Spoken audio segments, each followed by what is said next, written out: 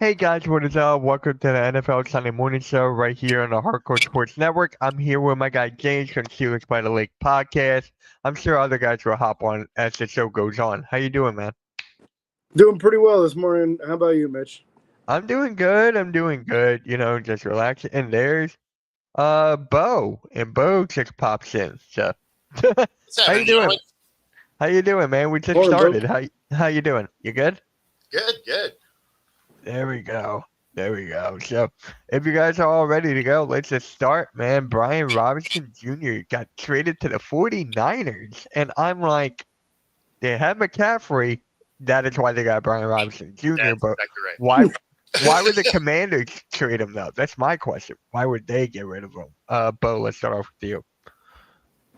Yeah, I think they are hoping their other guy is the guy, right? And I didn't see exactly what the Niners gave up to go get him. Was it like a tight end or something? Or hold on, I got you. Yeah, I didn't see exactly what the trade value was, so I'm curious, but it makes sense for them to get an insurance policy because CMC is CMC. It was actually a 6th-round pick. That's it. Just a 6th-round pick in 2026. Yeah. Wow, that's surprising. I'm shocked. It's only a 6th-round pick, so I'm like, okay. Well, that They means really have more faith in Eckler? That means they wanted him out of the room for more than we know about. Yeah. That's what it comes down to. Or they really, really love Ja'Cory Krosky-Merritt. Well, no, I think that's true. That's, right? I mean, I do think they really love him. For me, in the pre-draft process, I saw Ja'Cory Krosky-Merritt in the East-West Shrine Bowl, and he was electric. His vision was awesome. His contact balance was awesome. He had a low center of gravity. He was well built. I was like, my God, if Pittsburgh can grab this dude, like I would love to have him opposite Jaylen Warren. I fell in love with him early in the process. So I'm not surprised to see an NFL football team fall in love with this guy. Just his style of running and vision and contact balance, I think, just translates really well to the NFL. So I won't be surprised if he becomes the man, and in 2 years people are talking about taking him in the first round of their fantasy leagues. He's supposed to be that good. The sky's the limit for him. For me. Now I'm probably higher on him than 98% of the people out there. But he is going to be good. So like there's no question there. He's going to be good. His skill set does transfer well, but it is still strange that they moved off of the guy for a 6th. Right? Yeah, seems like you would just keep the insurance policy. Yeah. So it looks like Eckler is going to be the mentor for him, for this younger guy, it looks like. So I'm like, okay. Like Brian Robinson is good, I feel like. He is good, but to be back up to McCaffrey, I guess when McCaffrey falls down due to injury, you got Robinson right there. So well, that's the thing. Good You know fit what's going for to happen, him. right? Yeah. Yeah, it sucks. It really sucks. I love McCaffrey, but and he's going to be one of those what ifs. Yeah. I think Eckler is a fantastic mentor for a young running back, too, because, his specialty has a lot of times been that third down back, receiving, picking up the blitz, that kind of stuff. And that's what a lot of running backs struggle with coming out of college. They're good running the football. They understand that. But when it comes to pass protection and when to properly release from your block to go out and be that emergency dump off for the quarterback, all those finesse things, all those fine-tuning little minor details of the running back position are things that Eckler's been very good at in his career. So I think that's an excellent mentor for him in fine-tuning those details that he just probably didn't focus on much in college because most guys don't. Yeah, I mean, in college, they don't get asked to block a lot. No.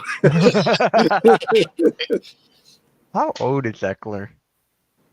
He's got to be getting up there by now, right? I got you. He's 30. Yeah. Oh, okay.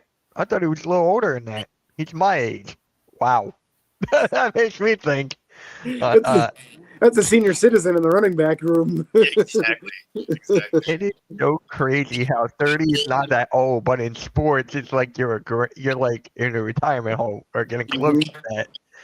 It's crazy how the sports works with injuries and stuff like that. Yeah, I mean, 30. That's when I stopped. Like that. That's when I hung him up. Oh, really? Yeah. Oh, okay. How So long were you playing for? I played till I was 30. Yeah. Yeah, I mean, when you start from when you were a kid on, or when? Yeah. Oh, okay. So you were playing a long time there. Okay. Yeah, but I mean, still, right? Like that's just the body is like, yeah. Remember those things you could do? Yeah, stop. It's like, yeah, you're done. If you want to be able to get out of bed in the morning. Pretty much. Yeah. And now with the NBA, you can play till like you're 40, 43. There's LeBron. But and Kyle Lowry's here. Don't even get me started on that. But yeah, well, 44. That would make me retiring this year. Which, hey, would have had a much longer career. Yeah. So actually, the Niners made another trade for Sky Moore. Another trade I did not see that coming. So James, how do you feel about that trade? Sky Moore to the Niners. I mean, it seems like the Niners had some question marks as far as injuries and who's going to be available to them this season. So when you can acquire somebody who was highly thought of coming into the league and really hasn't amounted to much in the league, this is that time frame for players like this, where the original drafting team says, okay, it's just not clicking with this guy. And somebody else who was really high on him in the pre-draft process says, man, I'd love to take a shot at this guy. I loved him in college. I loved his tape. I think I can do something with him that Kansas City didn't do. That's exactly when that kind of thing starts happening in guys' careers. Pittsburgh's going to be trying to do the same thing with DeMarvin Leal. He was a former third-round pick. He's been basically just a back-of-the-roster dude for them. He's not likely to make the team. I'm sure they're going to try to dump him. I doubt anybody's going to want him, but you never know. He was a third-round pick. Somebody might have been in love with him in the pre-draft process and be willing to give up a 6 or a 7. So we should see a ton of that this time of year in people that just don't want to go through the waiver process. They want to guarantee themselves a shot at that guy. Yeah. No, makes sense. Yeah, I mean, it's not a terrible pickup for the Niners either, right? Like, this is a Niners team that is dumping cap, right? So they got to put guys on the field. And so if you can get guys that are cheap, that were high on boards, still have a lot of upside, it makes a ton of sense for the Niners to take some swings. Like, worst case, what happens? They don't work out. Well, who cares? You didn't give up anything to go get him. Yeah. So, I mean, that's just kind of the thing is you knew the Niners were going to be in a rebuild style situation this year, just getting rid of how over the cap they were going to be if they didn't start dumping players. So, I mean, I like this pickup for him. I mean, not as a Seahawks fan so much, but as a sports fan, it makes sense. Yeah. Oh, I forgot that DeMarcus Robinson is suspended for the first 3 games. I completely forgot. That went right over my head. So there's another reason why Sky Moore is here, is it with the Niners. So they're trying to actually push. So I'll take it. I'm an Eagles fan, but I'll still take it, though. How old is Sky Moore now? He's got to be, what, up there? I would put him mid-20s. He's probably 3rd year of his rookie deal. So yeah, that's what I was thinking. Yeah. 24. Yeah. Yeah, wow. That's even younger than I would have guessed, honestly. So that makes it an even smarter gamble, in my opinion, because it's easily correctable. If there's technique issues, if there's nuances that can be taught in a guy, if he's only 24, he's still very coachable. Things can absolutely change in his career. Yeah, as long as like the base tools are there, he's fast, he makes decent decisions. Yeah, the rest of it's all coaching. Yeah. Yeah, so I'm looking at the Kansas City's depth chart right now. They're pretty loaded on wide receivers. They're pretty loaded there, so it makes sense. We start here. I'm pulling it up right now. We see Wright, Xavier Worthy, Hollywood. I forgot about Hollywood Brown. Wow, he's hurt.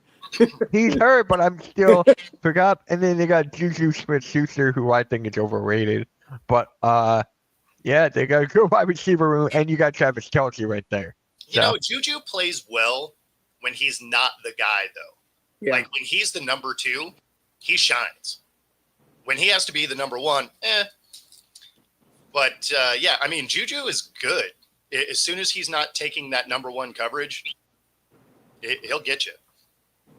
Yeah, he put up a Pro Bowl year with Pittsburgh being opposite Antonio Brown. Exactly. When he was constantly going against twos and not having to worry about safety help over the top. He was a very good number 2 receiver for us and a good blocker. And while he was with Pittsburgh, now I've seen some of this change, but while he was with Pittsburgh, man, his hands were incredible. He caught everything that was thrown his way. So you had a very reliable catcher, good blocker, good effort. The team guy that you're looking for. I know he got a bad rep for all his social media stuff while he was in I was just going to say with the TikTok dances or whatever. Yeah, but he was never a bad teammate. Even his first stint with KC was good. Yeah. So, I mean, you know. Yeah, if he was a cancer the first time around in Kansas City, they wouldn't have brought him back a second time, right? Exactly. Yeah. What is up, our crew? Yo, finally been on the show. I don't know since when. Hey, glad you're here, man. I'm glad you're here. 2 more weeks till football starts. I'm just counting down the days, man. How you guys feel about that? 2 more weeks. Preseason is done. James, how do you feel about that? They can't come fast enough. It just cannot. I'm going to go stir crazy the next couple weeks here until the 26th on roster cut down in a couple days here. It's pins and needles trying to figure out who's healthy on the back end of rosters. You know, that's always the thing. You know, you go into this, and guys like us, we know, like, if you ask me who are the top 45 going to make the team, I could probably hit it with 100% accuracy of 45 guys that are going to make the team. But it's that last 8 spots. It's the guys that have been fighting with injuries during the preseason that you thought were going to make the team beforehand, but now they missed the whole preseason, and you don't know if they're going to be healthy or not. That's where the question marks come in. In the next couple of days will tell us a lot, and then the next week after that will tell us a lot. Yeah. Bo? And it's funny because it's also when you see a lot of fights in camp. Right? So not only are you fighting for your spot, but a lot of times they're fighting with each other because you still have 40 other guys trying for those last 8 spots. And, you know, it's one of the things that people from the outside are always like, I don't know why they're fighting. It's like you're literally like you have so many more guys apply. Think about it like in a work situation. You have 45 people applying for positions. You're trying to do whatever you can to get that job. So, yeah, it's the mail. In your second best, like your consolation prize, if you don't get one of those 8 spots, is possibly being a practice squad guy. But you're talking a difference in salary of like $180,000 a year to like 800 to a million a year. Like exactly. That's enough to want to fight somebody. Yeah, I definitely agree, especially for fighting for a spot. Look at the Cleveland Browns quarterback room. I mean, I don't know what's going on there. How many quarterbacks are they keeping? 4, 5, 6? I feel like they need to sign a couple more. Yeah, keep going. What's to stop you? Oh my God, I just don't. Does this mean Shador's gonna get cut? No. So they're gonna carry at least 3, right? So I would imagine they keep Gabriel, right? Because they gave up a 3rd to go get him. Yeah. It doesn't make a lot of sense to. It doesn't make a lot of sense to get rid of Shador. You know, bang for the buck, right? And then Pickett, who's been injured, they gave up a 5th, right, to get him. A Super Bowl champion. Yeah, well, he's going to be Super Bowl unemployed is probably the case there. And then Huntley obviously doesn't make this roster. You know, that was more of a preseason insurance policy because everybody else was hurt and they weren't going to start Flacco. So Flacco gets your start. Gabriel and Shador are probably the other 2 that round out your quarterback room. And then they probably ship everybody else out. But that being said, like, talk about just a bizarre quarterback room for no reason. Like, it didn't need to be the chaos that it is. Yeah, the thing with me is that they had a chance to draft Shador, but they got to deal with Gabriel in that spot, and then they still ended up with Shador in round 5. I don't know, James. How do you feel about that? I know you're like laughing. In round 5, you could do a lot worse than Shador Sanders, right? He was a good enough college quarterback that it was worth taking the gamble there. But are we talking about Kenny Two Gloves now, or what? What's going on? Yes. I had to. Hey, it's all good. It's all good, man. I love it. But yeah, I mean, Kenny's sitting at number 2 on their depth chart, so they've got some decisions to make. They've got to figure this out. I mean, the only thing that's for sure is that they're gonna run with Joe Flacco to start the year. How long? Who knows? Who will be the next guy in? Boy, I don't know. Kenny's had a hamstring all year. He didn't even really get to show him anything in the preseason. The tape I've been seeing from Shador Sanders is just him dropping back like a bad Madden player, like continuously going back in the pocket, allowing for really, really easy pass rush lanes for the defenders, and causing some real easy sacks too. Gabriel at least seems to have a lot better pocket presence and ability to move within the pocket, which is crazy for a guy that's like 5'5". But it's just a mess there, man. I think they're best off just rolling with Joe as long as they can. Yeah. No, I'm with you there. Like it's, I mean, they went and got Gabriel because he fits their system better, right? Yeah. But like you said, in the 5th round, you take the flyer on Shador. Why not? And you know, his first game out, he looked pretty solid, right? And then this last one, obviously, he was just holding the ball too long and creating some of his own issues. But some of that again is coachable, right? Like that's something that you can learn over time. Like, hey, get the release out. Like, this is how you get through your progressions. I mean, that's exactly why you still have Flacco on the roster, is you want that mentor on the roster to help bring these guys along. But for what the Browns are going to do, I mean, it's the Browns at the end of the day. So whoever they pick is the wrong decision. Straight up. I honestly think they should keep 4 of them in. They're going to need it. I think they're going to roll through quarterbacks all season long. Well, especially if they are potentially going to move on from Flacco, right? So, like, if you were to keep 4, and then as soon as you transition off of Flacco, you just drop Flacco, right? You open a roster. There you go. Right? Yeah. And then you're back to your 3. Yeah. Mm-hmm. So it's going to be each week, right? It will be Joe Flacco 1 week, Dylan Gabriel the next, Kenny Pickett, Shador, and then rotate. Oh, so you're just trying not to win. I got you. Yeah, that's what I'm just trying to think. It's going to be a carousel. It's going to be, all right, you're up. Nope, that didn't work. Shador, let's see. You legendary? No? Okay. I mean, let's look at the beginning of their season. They're starting off against Cincinnati. That's probably not going to go well. No. Then Baltimore, then Green Bay, then Detroit, and then Minnesota after that. By week 5 with Minnesota, they could easily be on a second quarterback, if not a third one. Yeah, I could see them opening up 0 for 3, 0 for 4 pretty easily with that kind of schedule. No matter who they play against, they're going to lose. Cincy, they have their best shot out of that lineup, just because Cincy doesn't play defense, right? You're going to have defenders to play defense. Exactly. Like, they got epic cones with jerseys out there. But it'll be whether or not their defense can stop the Bengals at any point. I mean, the Bengals are going to be funny because every one of their games is going to be like borderline 100 points per the game. Yeah. And then it all comes down to Trey Hendrickson, right? What is going to go on with him? What is next for this guy? I mean, even if he comes back, it's not like that defense was good anyway. So, right. That's exactly my point. If he doesn't come back, bring the dumpster fire. Let's go. Yeah. His pass rush was about the only good thing they had going on. And from what I understand from people that follow the team closely, his run defense isn't the best in the world. But at least he was really good at getting after the passer. They needed something to hang their hat on.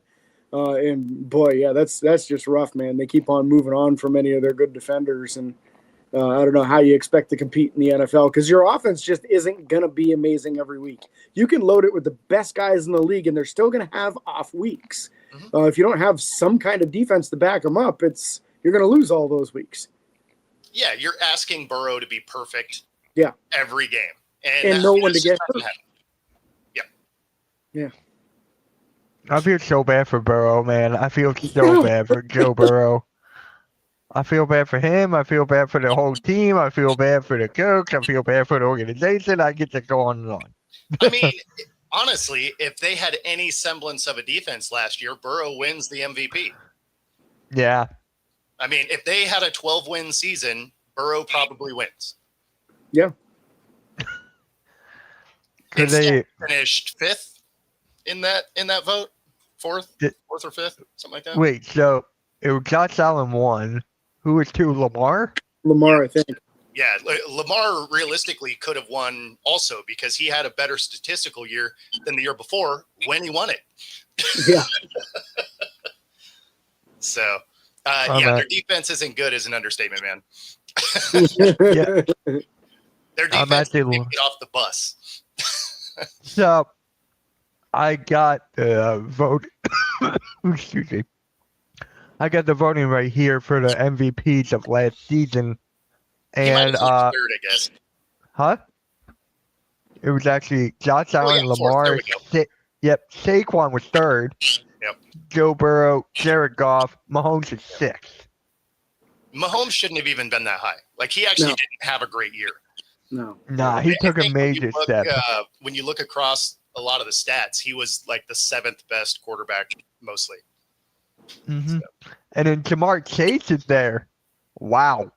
That's the only wide receiver in that spot. The rest are but he was a Triple Crown winner. Yeah. I forgot about that. And that's why Burrow realistically, again, with a winning record, or I mean, with a playoff berth, probably would have won the MVP. But because his defense was just god awful, there he is at 4th or 5th. Yeah. Now let me ask you this: if Saquon Barkley cracked 2,000 yards, would he have won MVP? If he cracked that record, if he beat that record? No, because they weren't giving him the touchdowns. So he would have needed to be in the conversation of the most touchdowns scored and the most yardage. I mean, when you look back at running backs who have won the MVP, they've basically reset the touchdown record and have been right there for the rushing record. So even if he would have broke it, I think he would have missed out on the touchdowns because of the tush push that would have cost him the MVP anyway. Yeah, and it was funny. The first touchdown of the preseason was the tush push. So I'm fine with it, but I was always the guy who was like, give Saquon the ball. He was the guy that got you there. Reward him, but no. Nick Sirianni was like, you know what? We're going to do the tush push just to show everyone that we can still do it and not get penalized. So there you go. I'm like, Saquon could have got it. Saquon could have got it if he had more touchdowns. To be fair, the Seahawks did it last week, or maybe it was the first week. They did a tush push. They brought Milroe in to run it. So, and they ran it effectively. I mean, it ended up being like a 3.5-yard gain. So, I mean, I would expect our team to do some of that in, 4th and 1, 3rd and 1, bring Milroe in. They're like, you know what? You're not going to start. In fact, you're 3rd on the depth chart. If you get hurt, it's probably not, I mean, that's pretty much the way coaches look at the depth, right? Yeah. They're just going to send him out there and say, get behind Gray Zabel, man. That's right. And just lunge forward. Dude's a young stud. He's going to be good. Breaking news, the Eagles just got another quarterback. Uh-oh. Oh, yeah? Sam Howell. The Eagles traded for Sam Howell. I was hoping you're going to say they traded for Skylar Thompson. So the Eagles are sending the Vikings are sending. Oh my God, I can't speak. Vikings are sending quarterback Sam Howell to the Eagles So no more DTR. There you go. Your DTR was that bad. Traded. I guess I'll take it. We got another one. I guess. What? So, I mean, good luck. Like you're hoping he doesn't play. I mean, obviously we had him here in Seattle, and we had gotten rid of Drew Lock to go get Sam, and it was unfortunate, right? So we got to see him, during camp and everything last year, and he was wildly missing wide open targets with no pass rush, no defense. Right. So it made a lot of sense why when he was in Washington, although oh my God, the Vikings got Carson Wentz. I'm not mad at that, actually. Carson Wentz to the Vikings is actually pretty smart. Because the guy is so bad. Like, trust me, I've known him. He got us to the Super. Well, he got us there. He didn't finish the job. He helped us get there. But ever since that, mentally, it's like hasn't been the same since. So. Well, so the thing is people bag on him pretty hard. But if you remember, he played for the Colts and actually had a great year there. And then he went to Washington and didn't play great, but who does? Because that was still the old ownership and that place was just terrible. But I mean, when he played for the Colts, like he had a great year. It was still one and done because the Colts are the Colts. But I mean, he can still sling the rock. So like if JJ gets hurt or he's not ready to go or whatever, having a guy like Carson in there probably does make sense because you have a team that's set up to win. Right. So you need somebody that can throw the ball around. Yeah. So Vic says the trade summary: Eagles get Sam Howell and a 2026 6th-round pick, so we get another one. The Vikings get 2026 5th-rounder and a 2027 7th-round pick. All right. Now, I mean, as long as he doesn't have to play, awesome. But no, I mean, when he was with Washington, right? Like he threw for a lot of yards, but he threw a ton of picks. And the reason is because he just isn't consistently accurate. And that's true even when there isn't defense. So that I don't know is a great coaching thing, right? If your throws are not on target without defense and without pass rush, it's probably not going to get better with defense and pass rush. Right. Oh my God. So James, how do you feel about the trade, man? That just broke. Yeah, I mean, I think that's great news for both these teams. For the Vikings picking up Wentz, I agree with Bo. Wentz has had some really good moments in the NFL, and even had, I think, a few good seasons. I would say he was pretty good for you guys before getting injured as much as he did. So I think anybody taking a shot at him as a backup quarterback is a good move, in my opinion. You could do way worse for a backup QB than Carson Wentz. Sam Howell, just another example of that draft class, unfortunately, that just nobody worked out, man. Like he was in that Kenny Two Gloves class where just everybody Brock Purdy's our only good QB out of that class. Oh my God. He was Mr. Irrelevant, I think. So yeah, guys, that happened. So there was a trade out of the blue on a Sunday morning. I'll take it. I'll take anything at this point. But my Eagles get another quarterback. So is DTR on the team or is he gone? He's gone. Please don't. Oh, he's gone. He's gone. I guess they just cut him just like that. Yes. It didn't. All right. Well, I mean, you are getting close to your final cuts, right? I mean, you got your final preseason games today, right? And then what? By next week, or I mean, first part of the week. That's it. Like you got to trim them all. It's the 26th. You have to have your roster to 53 by the 26th. Today's the 24th. So yeah, it's here, man. It's Tuesday. It's like noon on Tuesday or 5 on Tuesday or something like that. It is interesting since they made that shift because it used to be a progressive cut list, right? And now they're just like you run with them all until the end. And I would be curious to talk to a coach that's done both to see if they like one way more than the other. I guess in some ways you'd probably like to be able to have them all till the end because then, if somebody just had like a bad day, like you had a bad first game, before they had to get people out of there. And now you can kind of be like, well, was it a bad day or are you just not good at football? Yeah, I think if I were a coach in the NFL, I would love it on the current system, not the old system. Because especially if you're a coach that doesn't like to play your starters in that final preseason game, which a lot of them do that. If you've got your top 22 guys aren't going to play in the team and you've already cut it down to 70 something, you don't have a lot of guys to play with. And you might have some positions where people are playing out of position on that final preseason game just to make it through.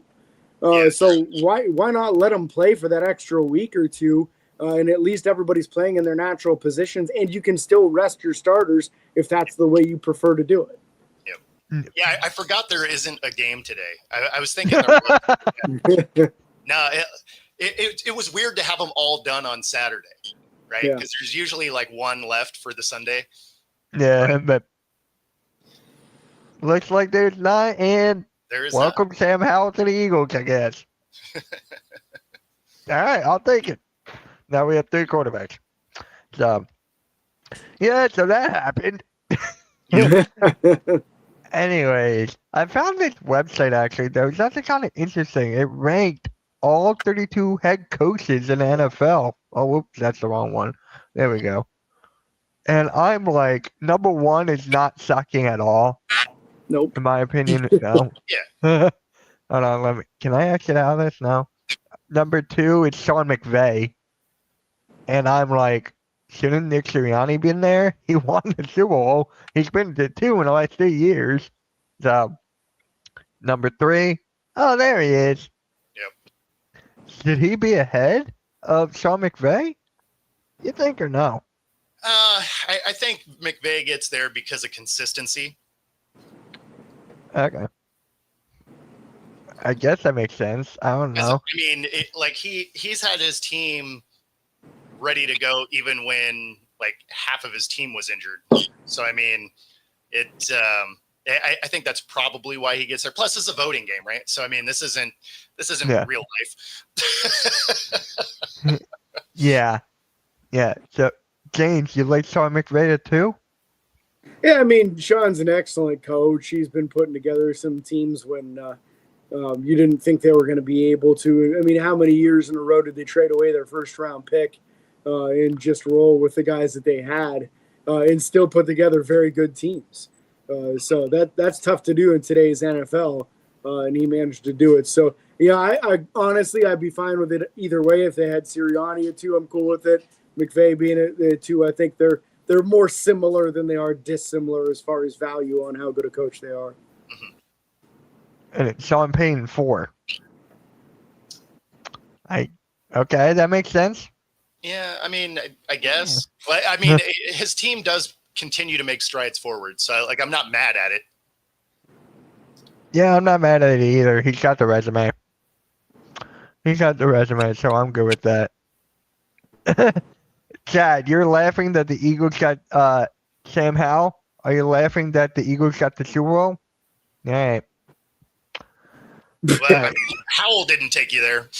Yeah, he did not. Harbaugh at 5. Again, I'm not mad at that. I mean, Harbaugh has a top flight team every year. Yeah. Mm-hmm. And he drafts well every year, too. You know, I couldn't tell you how many times I look at the Baltimore Ravens draft class and I say, man, I wanted at least 2/3 of those guys. Yeah, right. Their secondary is great for the next, 10 years. Yeah.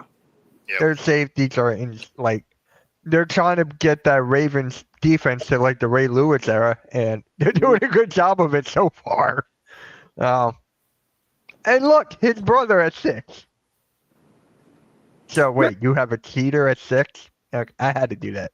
Yeah, I mean, that's another one where I don't know how you don't have him there, right? I mean, all he's done is anywhere he stops, he wins. I mean, Niners, he gets into the Super Bowl. He goes to Michigan, obviously gets a ring, comes back. I would bet that this team takes a huge step forward. I can see that. James?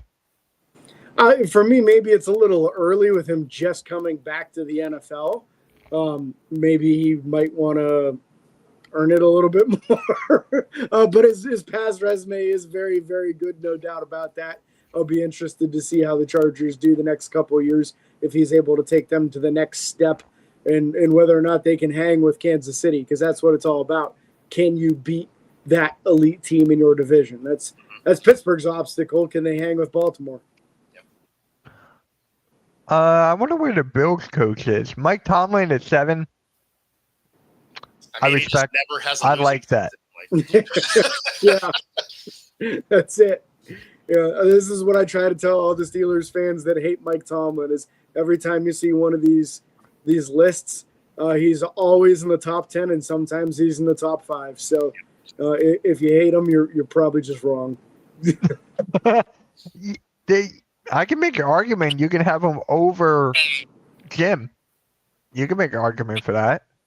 Yeah. Maybe up here at 5 too. You can make an argument for that as well. Yeah, no, you could move him around this list. I mean, again, all he does is rattle off 9+ win seasons. So I mean, like, I don't know how you wouldn't have him in the top 10. Right. Yeah. Makes sense. It just bothers me every year, James, that fans want him gone every single year. It bothers the hell out of me. Me too. I get fans being irritated with not getting playoff wins. But that's a more rare thing than it is a normal thing. Honestly, if they're being realistic about the teams that Pittsburgh marched out there the last few years, they really shouldn't have been expecting them to win in the playoffs, let alone get there.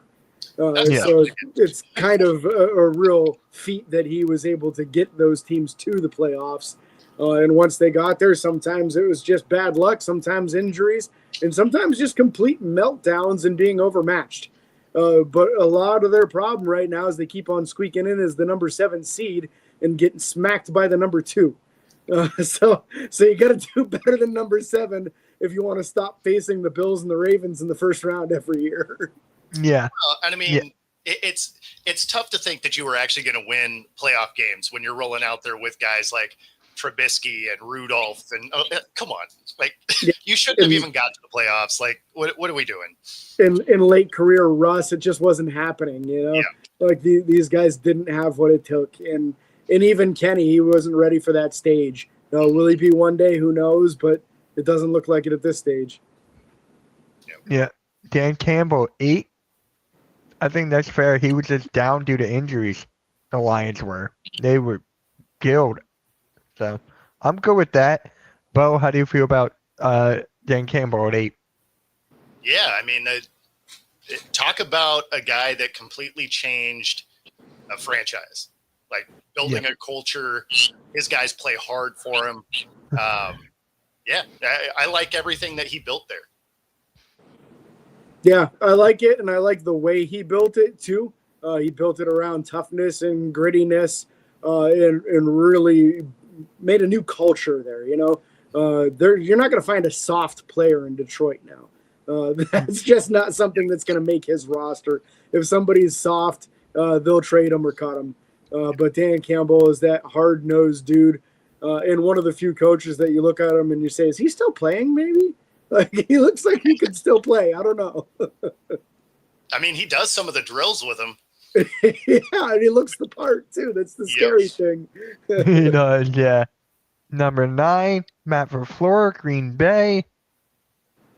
Top 10 is actually, so far, not going to 10. I think it's good so far. I like Matt LaFleur at 9. I feel like I'm watching dodgeball. James, how do you feel about this, man? Yeah, he's a good coach. I think it's an appropriate spot. He's also been consistent. Helps when you have a good quarterback, but he's doing the right things with the team he's got. Got himself loaded up in a few positions, and I think we can expect good things to continue as long as he's at the reins and the team health goes well. Yeah, I think he could be anywhere in this 9, 10, 11 type spot. Like, that's about the right kind of ranking for him. So I'm not mad at the placement. Yeah. I'm not mad either. I'm excited for the future. With Jordan Love, I'm really excited for the Packers' future. So, yeah, who's number 10? Pete Carroll at 10. Okay. Like I find again, like I'm not mad at it, right? Like I mean, here in Seattle, obviously he wins a Super Bowl, gets to his second, and he missed the playoffs 3 times the entire time he was here in Seattle. So I mean, I would bet that this Raiders team probably overproduces their predictions.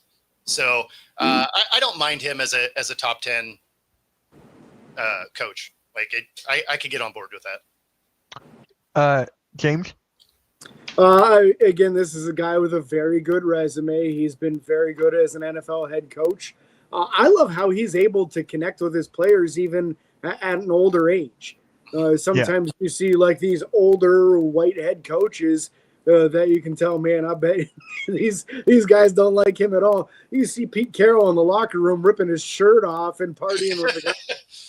Like, I got a lot of admiration for a guy like that who's able to connect still at his age. I mean, what is he, in his mid to late 60s by now? And still pulling it off. So I like Pete. I think he's a great coach. I don't know how long he's going to continue coaching. I think he's 70 now. Is he 70? That's impressive. I hope I look that good at 70. Right? I'm looking it up right now. He's 73. Yeah, there we go. Whew. 73. And I'm excited to see how he's going to use Genty and Brock Bowers. Because Brock Bowers had like a record-breaking rookie of the year last year, and now you got a guy like Pete Carroll with him, Geno Smith as a quarterback. You got Genty, a future running back, future All-Pro, whatever you want to call him. So 11 is Kyle Shanahan with the Niners. Yeah. That's outside looking in the top 10. I'm okay with it. Realistically, you could have had him in the top 10. He's been to a couple of Super Bowls. He's been into the championship game, 4 times? I mean, outside of actually winning a ring, you couldn't have really asked him to do much more than he's done. So, yeah, I'm good with realistically, he could have been over LaFleur. Mm-hmm. James? Yeah, another one. I agree. A very good coach. And honestly, if he had better luck with injuries on his roster, we'd be talking about him in a higher position. But every time San Francisco has a bad year, it's not because they're underperforming. It's because they have 15 guys on the IR. Yep. So I think that really speaks volumes to how good of a coach he is that, when his team's healthy, they're good. And they're not just like sneaking into the playoffs good. They're making noise in the playoffs good. Yep. Yeah. And halftime, you missed our reaction to it. So if you want to go back and watch it, there you go. We already reacted to it as it broke. So as for me, I put him as who's the Lions head coach again? Campbell, right? Dan Campbell, yeah. Yeah, it's the same thing with the injuries aspect, but obviously the Lions, I feel like they're a better team than the Niners right now. So, well, definitely this year. Yeah. Kevin O'Connell at 12. Okay. They had a very good year last year, just couldn't produce in the playoffs. They choked. Yeah. I guess that's fine at 12. That's whatever. Right. He's probably getting some extra points for how good they played last year, but that's appropriate. They overperformed versus expectations pretty heavily last year. Yep. Yeah. And it's halftime. They also signed Carson Wentz. Yep.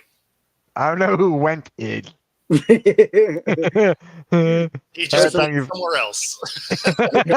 Carson went to the Vikings. He does voice to text, so he doesn't. He always goes like this, and obviously, halftime.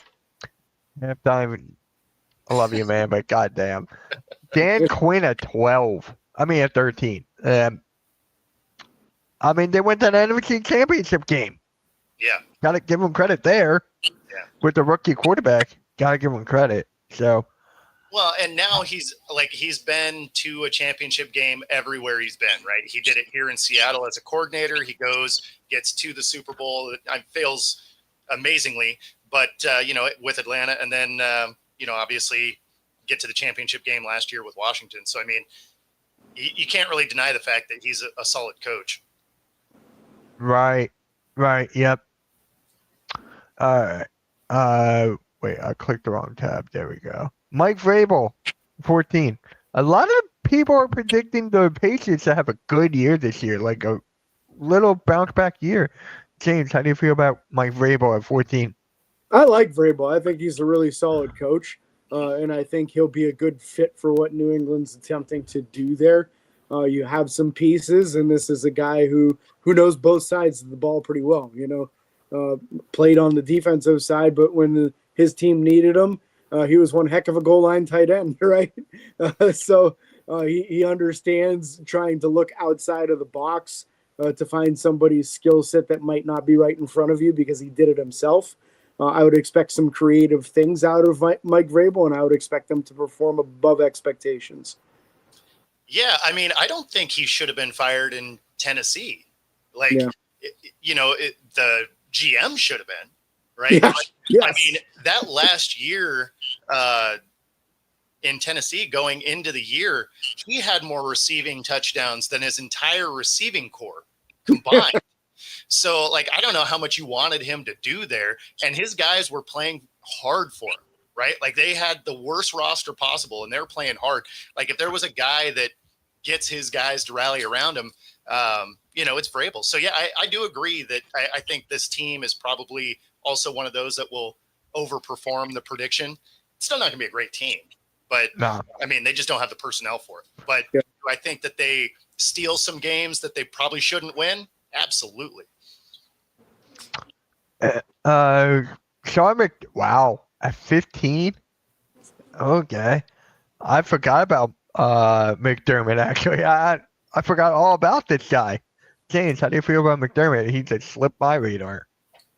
Yeah, I mean, I had forgotten about him until seeing him here too, and honestly surprised to see him in the middle of the pack. I would have probably thought he would have been a little higher on the list. I think he's a pretty solid coach and doing a nice job in Buffalo. When the opportunity finally came for them to take the reins in that division, they did, and I don't see them letting go of it anytime soon. So I don't know. I think McDermott might be deserving of a little bit higher ranking than 15.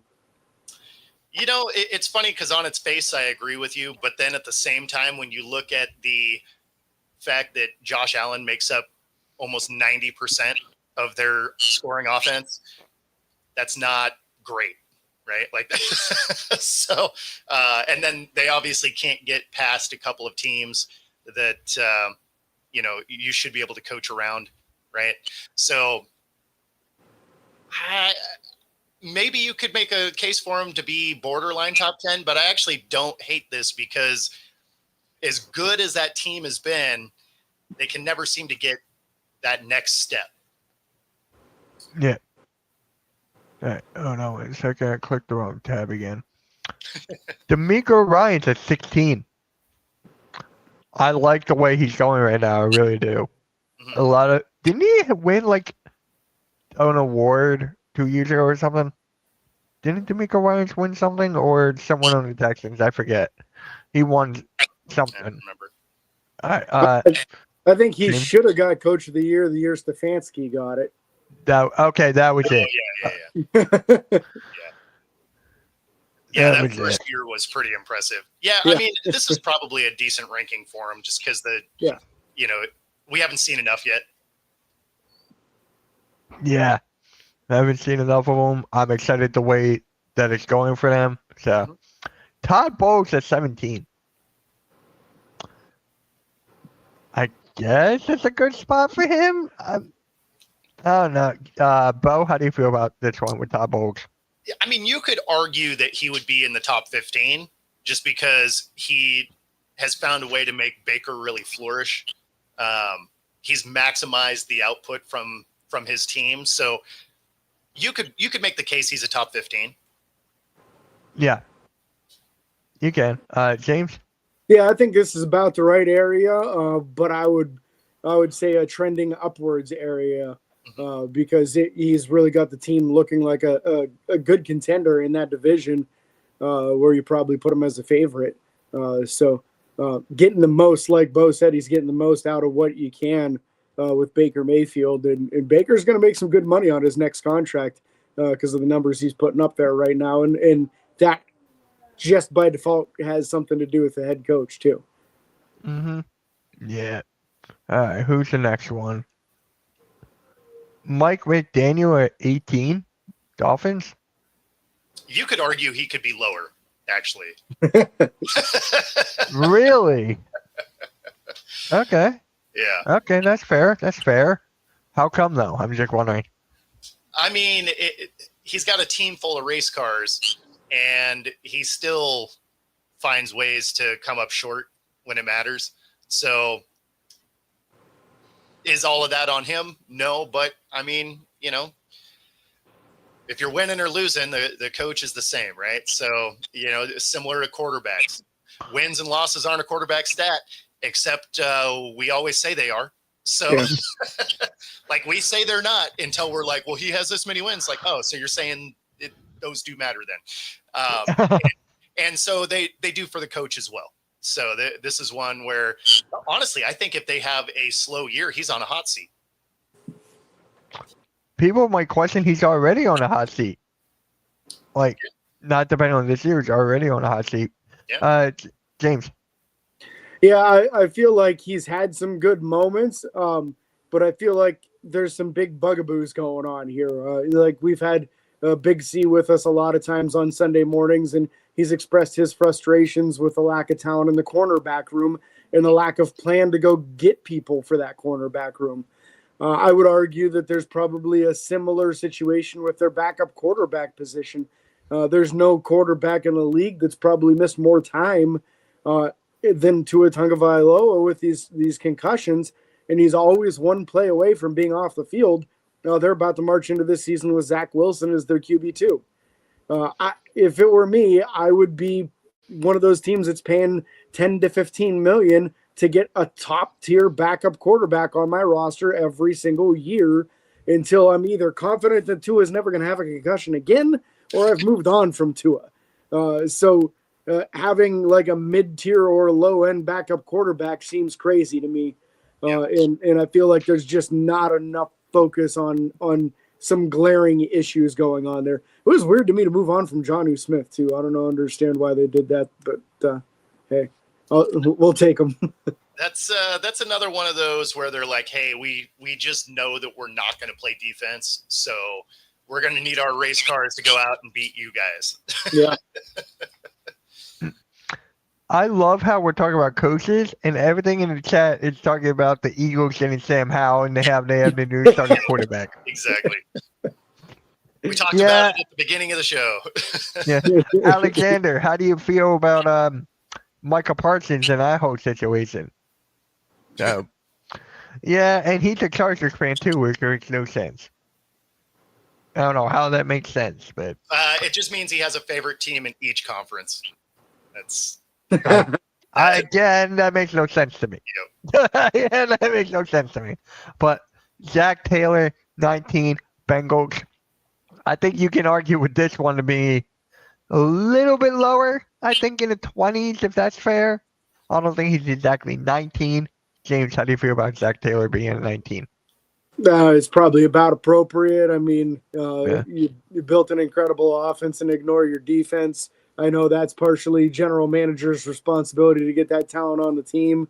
Man, I don't know. They got to come up with a better plan there if they expect to ever make a playoff run, because you can't only focus on one side of the ball. They do one heck of a job on that offensive side, but they might be the worst defense in the league and continuously year after year. And then I don't feel like they put enough attention on getting a better offensive line in front of Joe Burrow either.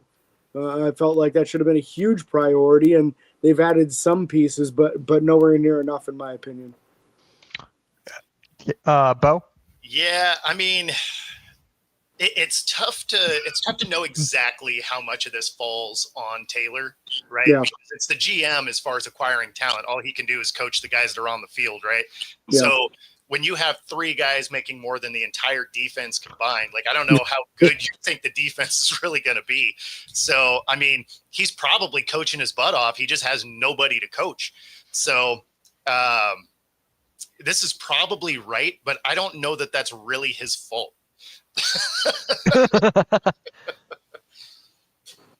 Wow. another guy that this probably isn't his fault.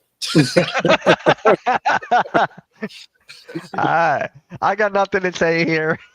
No, like he is a good coach, and I mean he just keeps getting the most ridiculous situations because it's the Browns and they shoot themselves in the foot all the time, which I don't think you can attribute to the coach. Like that's GM and ownership. So, I mean, even the Shador situation, right? Yeah. You have the owner like, oh, that wasn't my deal. That was the GM. But in the draft room, the GM was like, yeah, it seemed like, I guess, get him because, it was 5th round. It's just like, oh, yeah, you guys are clearly making decisions on guys you like. So, yeah, I don't know that their inability to collect wins is really on Stefanski. I think that has more to do with everybody else in that organization setting him up to fail. Yep. James. You're not going to catch me doing this a lot, but I think Kevin Stefanski is a good coach. I do think he got overstated a little bit a few years ago when he won the Coach of the Year. But I do feel like he's a pretty good coach, and I agree with Bo. He's just handed an absolute mess year after year, and they don't seem to learn from their mistakes. They just, constantly going after people that will cause drama in the organization because they have already caused drama elsewhere, and they wait for them to cause drama, and then they go get them. Yep. It blows my mind. Bo, your coach at 21. Yeah, like I don't mind this. So, obviously last year he goes 10-7 his first year in. He's still building a culture. I mean, this is year 2 of his head coaching career, right? So it's not like there is a, huge base of work to look at. So I don't mind him being, 20, 21, something like that. You want to be able to see whether or not he can really continue to build this thing. Obviously 10-7 is a little misleading. Probably was a 9-win team, honestly. It just happened that week 18, the Rams didn't need the win. We had already failed to clinch the division. So they rested a lot of people. The Seahawks get the win. So they end up with a 10-win season. But again, they were probably a 9-win team. I think they're going to be roughly that same team again this year. But he's still building his team, right? Like we have a lot of new personnel. So for him to be a 20, 21, something like that, like that's totally fine. 22, Jonathan Gannon, Cardinals. Ha! That's all I gotta say about that. You could argue that could be lower. Yeah. I know, right? That's why I'm laughing. Yeah, some serious talent on that team for them to be so incredibly inconsistent. Yeah, I feel like there could be a 3 instead of a 2 at the beginning of that.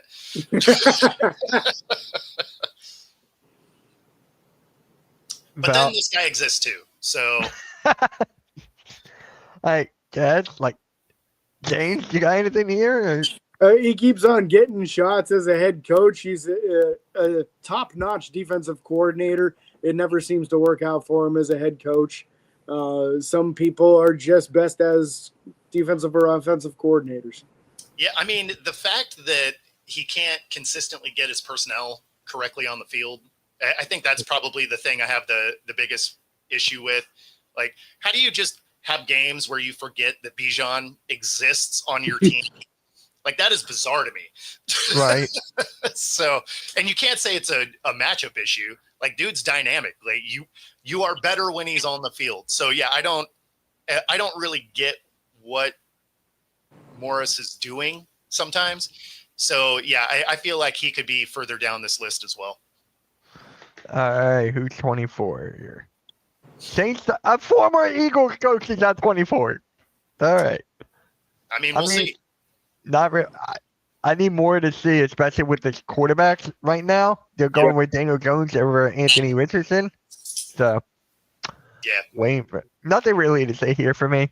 No, the team's a mess. So good luck. It really is. Yeah. And I hope you can coach them well, but that's just a mess right now. I mean, they could bring Saturday back and it wouldn't matter. Like this team is a mess. Yeah. All right. Okay. I mean, it's not really his fault. It's the Panthers.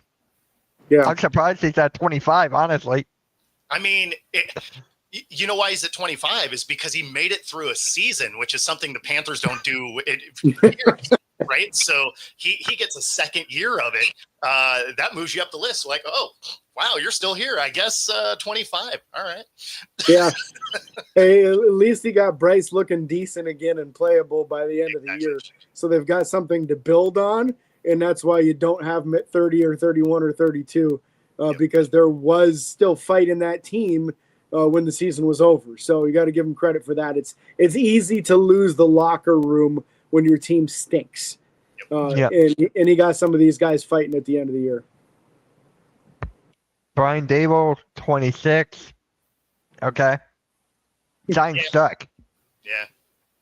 Nothing really to say here. This comes from both me and Bo. Good luck with Russell Wilson. Pretty much. Brian Callahan, Titans, 27. Okay. Like, Yeah, now we're getting into the teens. Like, all right. Yeah, that's another one. Like, we'll see. Like, obviously, you took over a team that has nobody on it. So I'm not expecting great things out of Tennessee.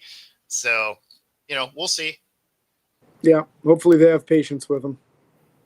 Another we'll see. Yeah. Wait. Why it says not ranked? That Wait, huh? is accurate. It is accurate, but I'm just like confused. It's 27 and not ranked. I wonder if the rest of them are all not ranked because they're first years in their positions. Maybe. Is that what's going on? That yeah, it is. Yeah, it is. Okay. That makes sense. That makes sense. So they just didn't bother to rank these guys because they've not been head coaches previously. Yeah, like I'm not mad at that. No, yeah, that makes sense to me. I'm not mad at this one. The Bears are going to have a good season this year. I really feel like they're going to bounce. It's all going to come down to Caleb, right? Mm-hmm. Can Caleb take that step forward? Because they fixed their offensive line, right? They went out, they fired everybody and got all new interior offensive linemen. They have receivers, they have a running back, they have a defense, obvious upgrades at coaching. The only thing left to take a step forward is Caleb. So they're going to go as far as he lets them go. Is he going to be that team that played the Bills, third stringers, right? Or is he going to be the guy that, hasn't looked good through the entirety of camp? Right. Who knows? So he's got his work cut out for him. But, I mean, they're set up to be a lot better. All right. Kellen Moore, fair. I mean, hasn't done. Okay. Cowboys are last. Again, not surprised. It's just funny. 32. I'm just going to put him at 32. I don't think the Cowboys are going to be such a weird. They're just going to be a weird team this year. Yeah, they're definitely going to be a weird team this year, and I'm here for it. Michael Parsons was sleeping during a preseason game, so I'm worth it. I mean, it's worth it. James, was he sitting on the bench sleeping? He was on one of the tables. He was on the table sleeping. Fantastic. Lay down sleeping. Yeah. I mean, nothing going on in that game had anything to do with him, so I get it. Hey, just don't play on September 4th, and I'm good. Well, I mean, the way that Jerry Jones keeps coming out and saying dumb stuff, you think that there's a real good chance they do end up trading this guy. Like, I didn't really think it was on the table, but when you listen to his last sound bites that came out, yesterday, day before, it makes you think they keep getting further away from actually getting this deal done. So it's either going to go, somebody's going to give him a haul to get him, or they're not going to come to an agreement. He's going to do the conditional franchise, and then someone's going to go give him some money. They're going to get 2 number ones out of it. Like, that's the only way I see this going. It sure doesn't seem like he's going to get this deal done before the season at this point. Mm-hmm. All right, guys. So there you have it. The NFL Sunday Morning Show. We had breaking news. Sam Howell gets traded to the Eagles. All right. It looks like Tanner McKee's injury may be a little bit worse than what we thought. So there's that as well. Bo, what do you got coming up next, man? Oh man, so much. This is that time of year where the schedule gets crazy. So it's a lot of my normal shows and guest spots, and WNBA is still in full swing. So our Storm are trying to get the hang on to that last playoff spot. So yeah, I mean it's crazy scheduling. Yeah. James? Busy time of year for us as well. We just did a 53-man roster prediction with all 4 hosts yesterday. So that's up and available on YouTube and anywhere you listen to podcasts.